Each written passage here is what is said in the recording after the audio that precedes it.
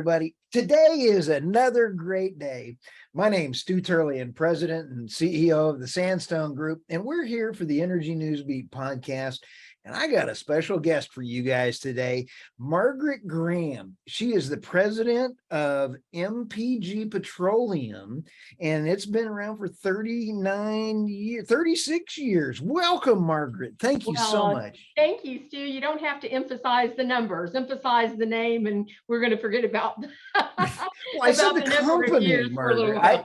I was not, I just said the company's been around. So you're the one that brought that up. So I'm off the hook there. I'm the founder of MPG Petroleum, and I was 27 years old when I founded MPG, thinking that, you know, I knew more than I really did know, and that I could do as well as anybody that I was working for could. And, you know, with all of the courage that someone in their 20s has, no fear. I guess that's really the very best time to start a company, because you're not really, you don't have enough sense to be afraid of failure.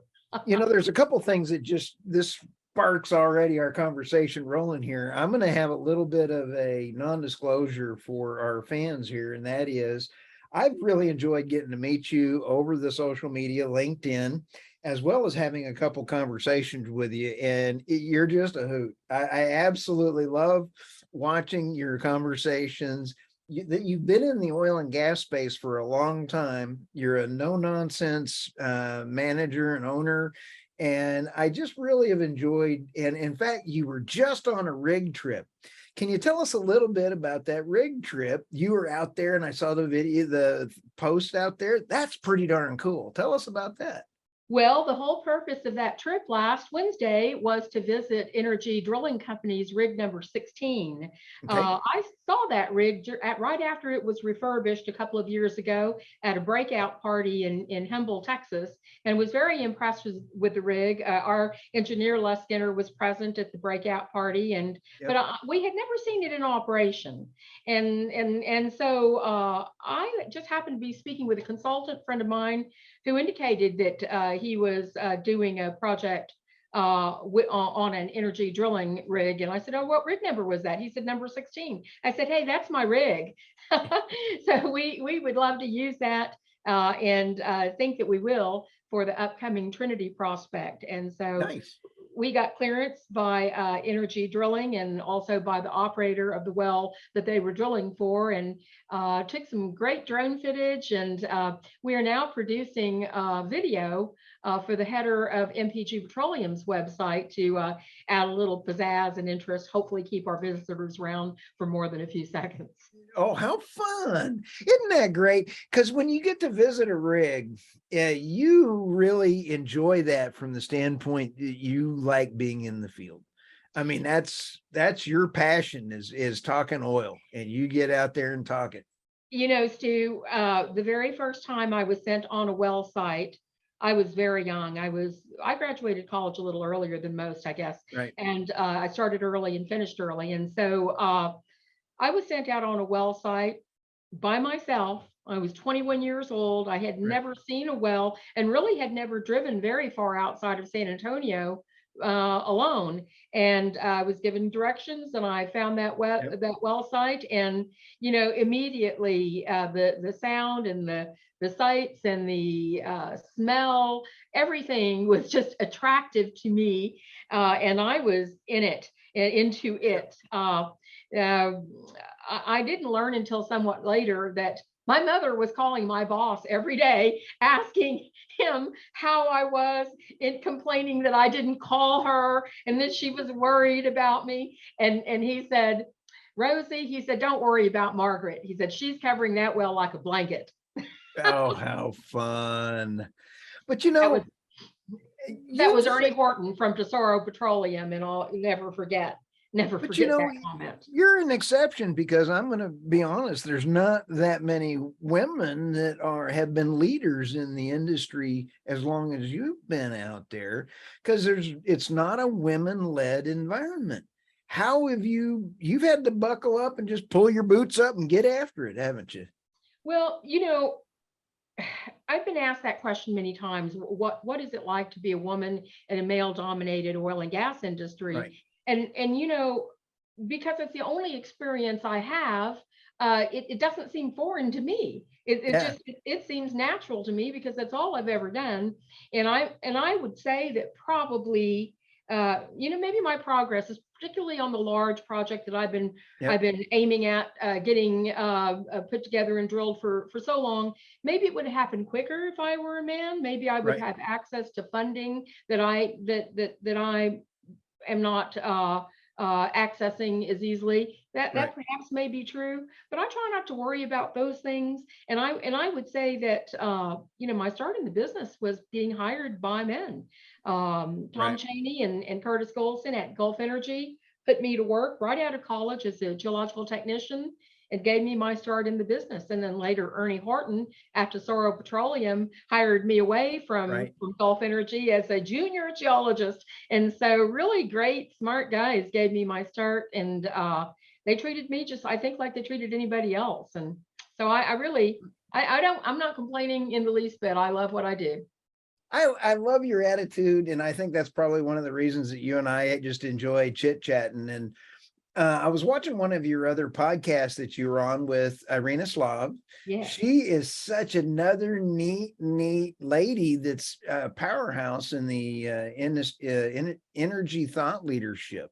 You had a great interview with her. She's awesome. I met her as like I met you through LinkedIn. So kudos to LinkedIn because they are a Yep. great way of a great marketplace for meeting professional friends actually. And Yep. Adina and I commented on a few of her articles because I was so impressed with the Right. detail with which she writes and the clarity with which she writes. Every sentence packed with information. And I had to reach out to her and make a comment on her Right. articles, and that's where we began a conversation. And then she invited me to do a podcast with her, which I really enjoyed doing, and I think it went very well also.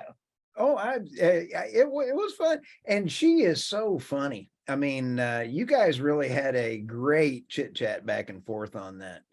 But Margaret, we're in a weird kind of situation right now in the energy crisis, and you've seen that change coming for a long time.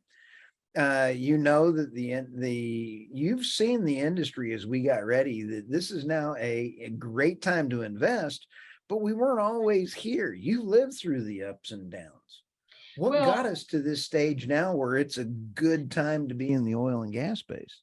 Well, I experienced my first down cycle very early on in my career. It was probably one of the formative things that happened to me that Right. set in my mind that I would one day work for myself, that I would not be sitting there waiting to be told one day that I'm being laid off. So I figured I'd make my own way, and if I failed, I failed, but at least it would be on my own horsepower. Right. But so I've seen these cycles, no question about it. But the most recent down cycle really occurred beginning in 2015. And really, a Right. lot of that was about the success of the shale plays, Right. where we began to export oil from the US and had larger production than we have ever experienced in the United States. And so that began essentially what was a food fight between the United States and OPEC. So that OPEC said, well, if you're going to produce more, we're going to produce more. And before you know it, oil supply tanked the market. And then, we're just about to recover and come out of that Right. situation. And then we get hit by COVID. So those have been, and of course, what happened in COVID. We actually went into negative territory Right. due to the backup of the ship offloading ports there in California. And there was nowhere really we had Saudi oil sitting in offshore California Right. waiting to come on shore in the US and nowhere to put it. And so that drove the market down. But we've recovered quite nicely. Last I checked, we're trading at almost $100 a barrel again for West Right. Texas Intermediate. And I think close to $10 per MMBTU for natural gas. So Yep. I'd say that we're in an upcycle. But and one of the things that I've enjoyed is one of the biggest problems that we've talked about before is the education of what the goodness of fossil fuels does. And you go out and you're a preacher for it. I mean, preach on, Margaret, because you go out there and you say these are all the great things. Everything in your house is made with oil and gas. I mean, just you can't throw a rock around your house without hitting anything that's oil based. Well, it is true that civilization as we know it in the 21st century is largely the result of fossil fuels. Right. Uh, Fossil fuels have created safety and healthy living environments and Right. every necessity of from electricity to heating Yep. and cooling to everything we have come to know and enjoy, and Right. also for the largest part take for granted.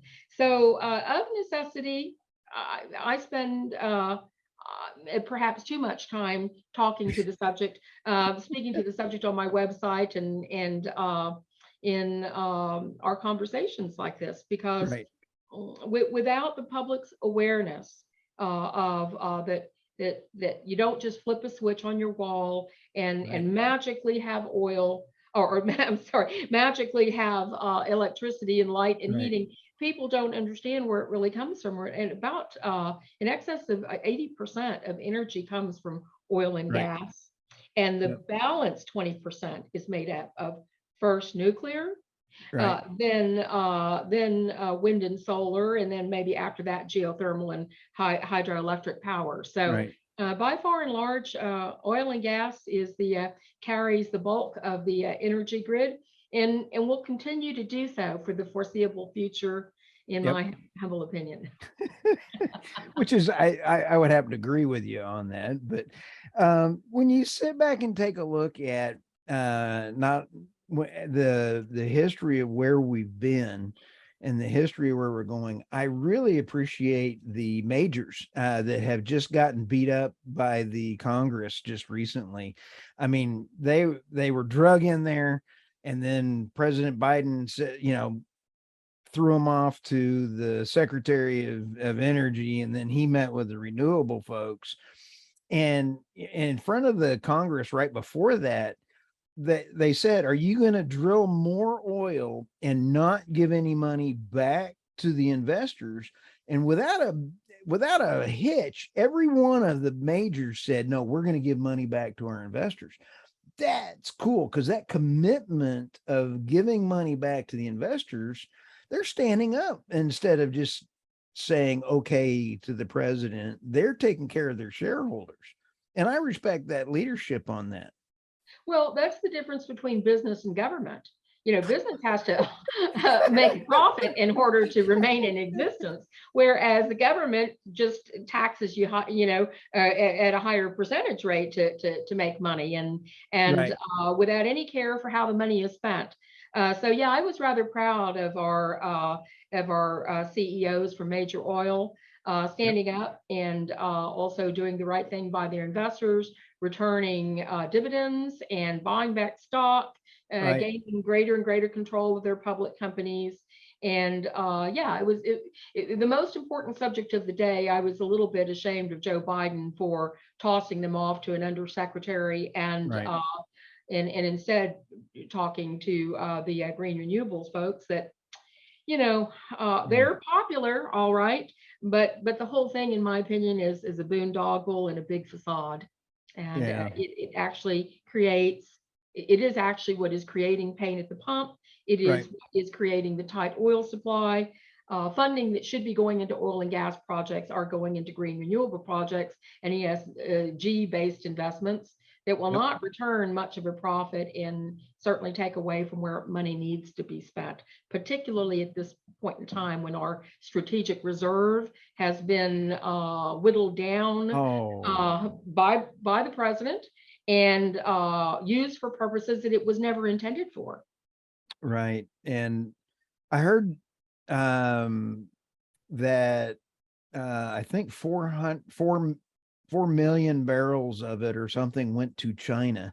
More Uh, than that, I think closer to 5 million barrels right. were sold to China. Guess what they're doing? They're building up their strategic reserve with our oil, and we are reducing ours at a time when they are threatening Taiwan, when they are threatening any other countries that if they get in their way, they've threatened Australia, they've threatened us.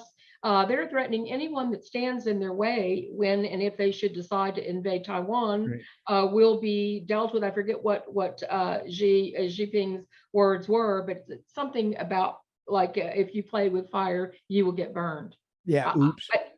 Yeah, I don't know how much more forthright and in your face you can be. No. And what got me is,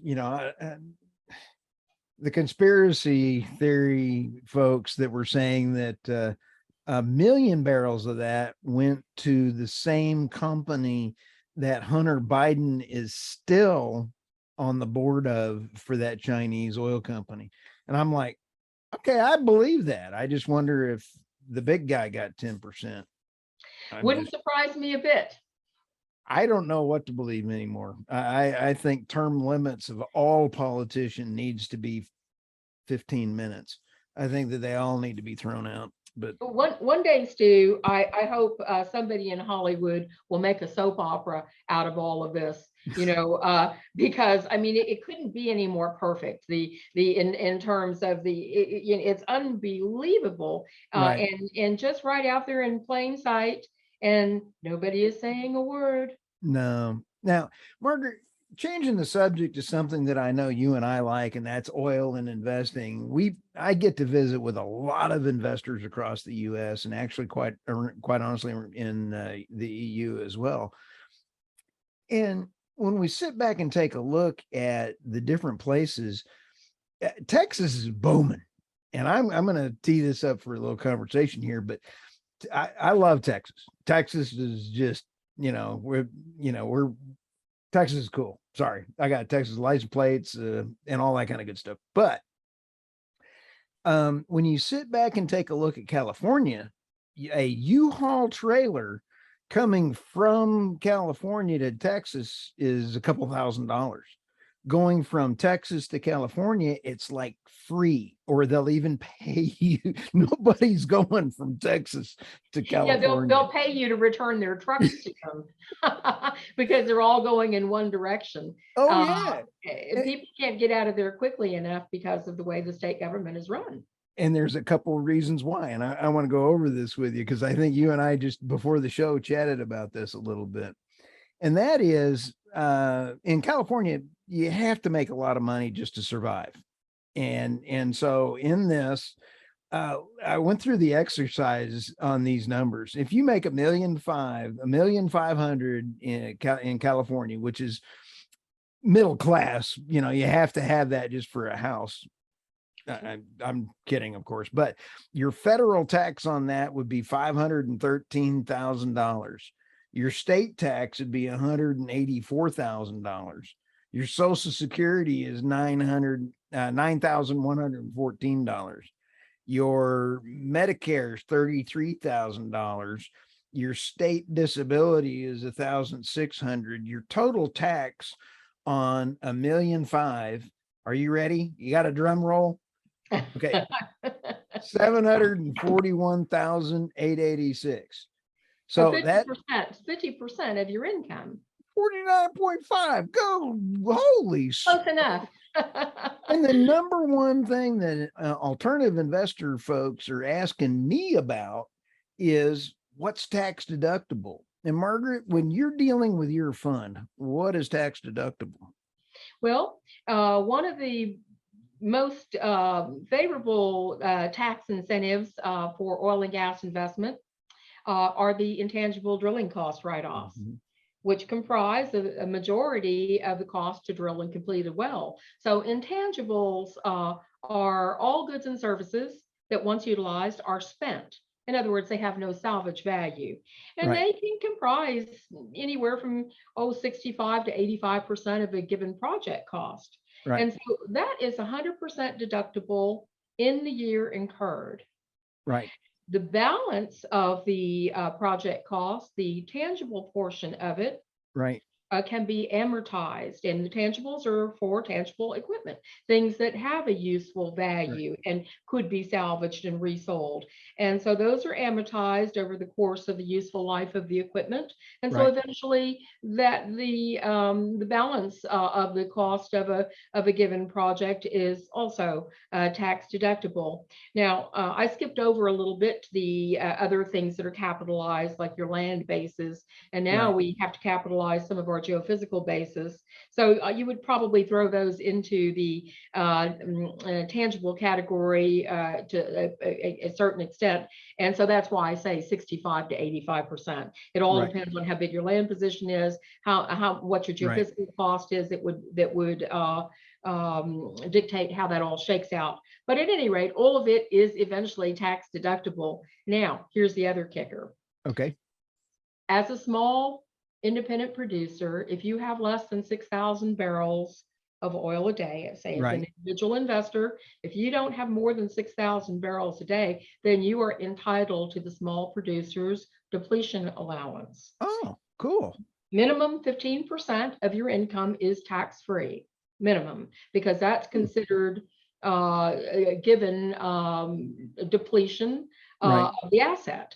Now, if you can show that the decline curve on your production is more than 15%, then you are entitled to that amount of Nice. your income not being taxed. So this is probably one of the best kept secrets in investments that the government wrote this tax law in 1985, I believe, Okay. and that was to encourage private investment into the oil and gas sector because Wow. the government recognized how very important it is to develop our fossil fuels, natural resources. So on your big fund that you're working on right now, if somebody were to invest in your, is it a single well bore lease? I mean, investment?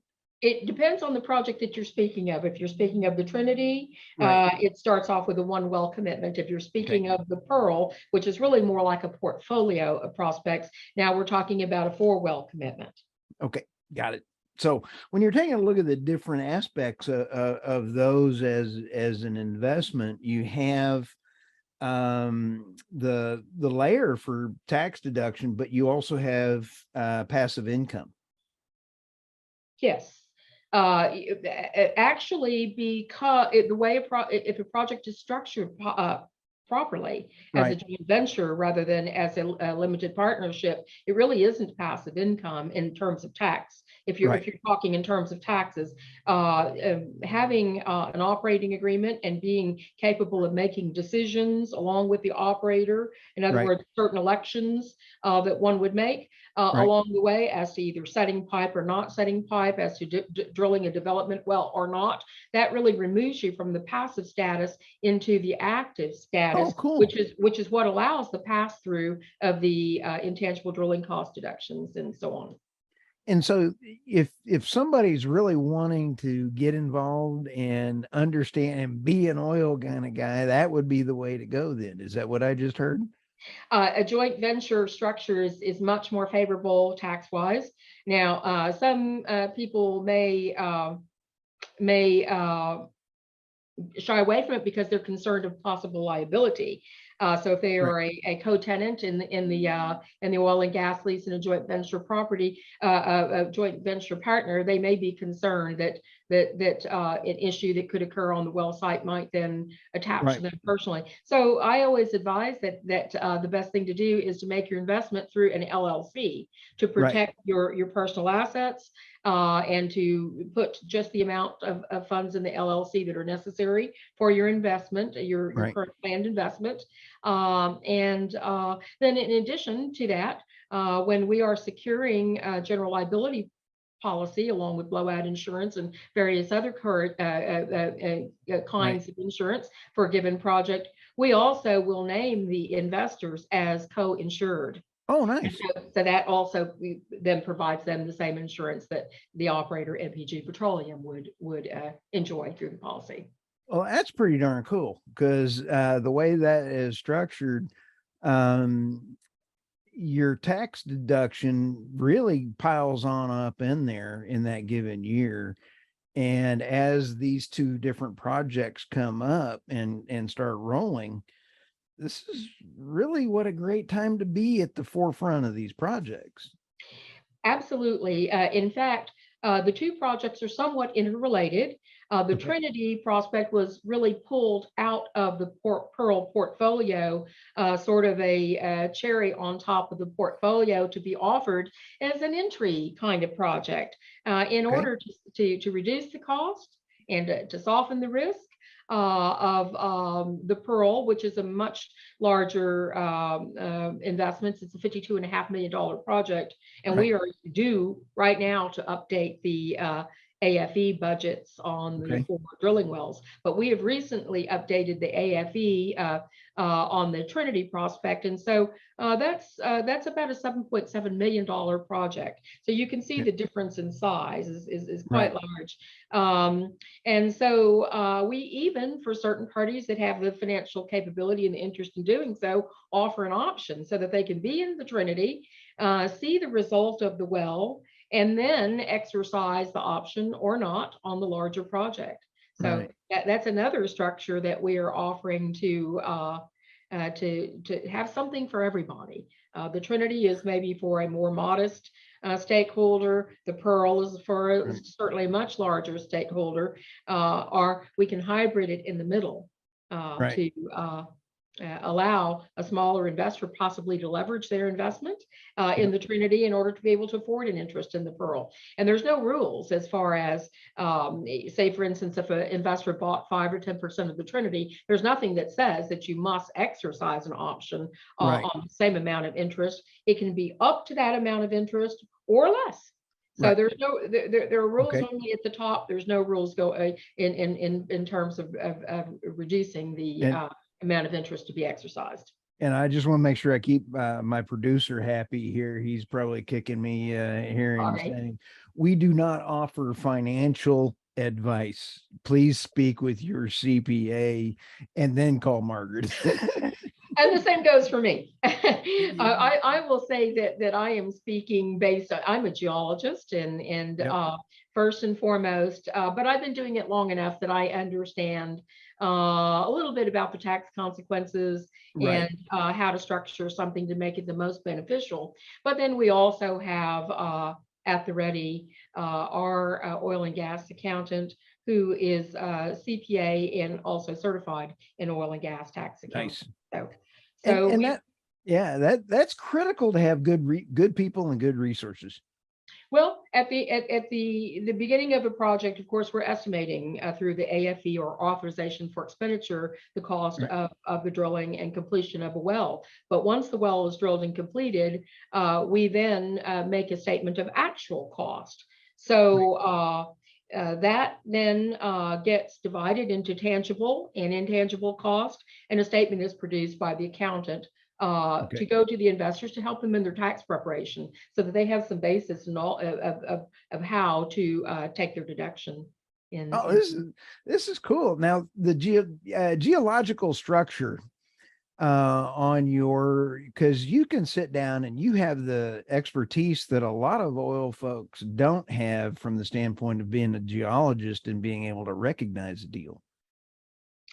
Well, you know, having a nose for a prospect Yeah. is a much more important skill, and maybe it's not even a skill, maybe it's an instinct, Right. than really being a good map maker. I have met many geologists over the years that are, that are good at the perfunctory task of making cross sections and Right. producing structure maps and totaling production history and those Right. sorts of things. But that in and of itself is not how you find oil and gas. What you're Right. really doing is summarizing something that other people have already done. So the Right. idea of finding new reserves for oil and gas really requires an eye and Right. a sense of what makes sense of something that is disruptive or abnormal to the lay of the land from a Right. geological perspective. It takes a disruption of the normal attitude of the Right. strata and structures that are present in order to trap oil and gas. And so one has to have an eye for that. And then once you see something, then you have to have the guts to do something about it. Right. I'll give you an example. When Spindletop was drilled, Right. I think it was on the third well that finally was a success. The first two were near misses, but the Right. perseverance was there. I believe Dad Joyner was the discovering oil man. I don't think he was a geologist, but he had a lot of guts. Right. And when Spindletop blew in, there were hundreds of Model T Ford pickup trucks all pointed towards the wooden derrick, everybody watching this oil Right. blow up into the air and rain down everywhere. And while everybody was oohing and awing, there was one guy that got really busy about doing something about it, and that Right. was H.L. Hunt. H.L. Oh, Hunt, instead of standing there, Googling, oohing and awing at it, he right. instead went around, start knocking on doors and taking oil and gas leases. So he saw the Oh, opportunity and he did something about it. And his presence there was kind of as a card sharp, hanging out in the oil field camps, hustling the roughnecks out of their paychecks. That's what he was doing there. But he was smart, and he saw the opportunity and he got about doing something about it. And that's what made H.L. Hunt who H.L. Hunt became. Uh, wow. Four Did different not Hunt. know that. Yes. Yeah. There's Hunt Exploration, Petro Hunt, Hunt Oil Company, and some other Hunt entity. I think there was four. Right. Well, All Margaret, by HL. you you had it when you got out of college early, you got the bug, you got into it. What advice or how can we attract young people or young women to come into the next generation? Because we're losing a lot of folks that are retiring. And what would you say to the young people to get them into this industry? Because it's going to be around a while. Well, that is one of the largest problems that we face in the industry, Stu. You hit the nail on the head. Right. We are short on personnel, and our graduation levels in geology and engineering departments is pretty low. Right. And this always happens after a down cycle. But then it picks up after they see oil prices recovering nicely. Right. Here's the main reason and the main encouragement that I would give, and it's the reason that encouraged me to go into oil and gas. As a Right. geologist, I could have done many things. I could have gone into minerals, I could have Right. gone into water, I could have gone into my first love, which is volcanology, the study of volcanoes. But what attracted me to oil and gas was the income potential. Ah, Right now, new students are graduating in excess of $100,000 a year with no experience, only a sheepskin. And especially if you're going to work for the larger companies, the majors, wow. might be north of 100,000 a year. For Right. somebody that really doesn't have any experience or knowledge of what to do, they're just ready to be trained. And I don't know of too many industries other than maybe a lawyer or a doctor, and Right. not even lawyers make that kind of money. I don't think there's just too many of them. And unfortunately, but Yeah. the market, because the market is tight, oil companies are willing to pay very handsomely for beginning level geologists and Right. engineers, and then train them up. So if you want to make money, if you want an exciting career, if you're Right. tough enough to hang in through the good times and the bad times, in other words, I think it's good advice to always keep a small footprint. Don't spend Right. every dime you make. Don't buy a big fancy house and expensive cars and boats. I mean, keep a modest footprint and put your money in the bank so that you can Right. weather through the downturns when they happen, and inevitably they do happen. Right. And they will. Yeah. All right, here we are. We're running out of time. Mr. Producer's kicking me under the table here. Give us your last thoughts. The last words are yours, Margaret. Well, I would just like to say that there has been no better time in history to get involved in oil and gas as an investor. Right. Oil approaching $100 a barrel, natural gas approaching $10 per MMBTU. All of the beneficial tax benefits are in place. And from the aspect that we have a tight oil supply, which is probably not going to change because of the green renewables movement and the money that's being deprived of the oil and gas industry and put into those projects. We're going to continue to see a tight oil market, which will create sustained and increasing Right. oil and gas prices. So I think we can look forward to that. And also then there's an aspect of spending your money where it counts. Do you know we are between us and them is really just the readily available fuel that Right. we as a country are capable of producing. But if we don't get busy about the business of drilling for new oil and gas reserves, Right. we may find ourselves in a very bad position against China.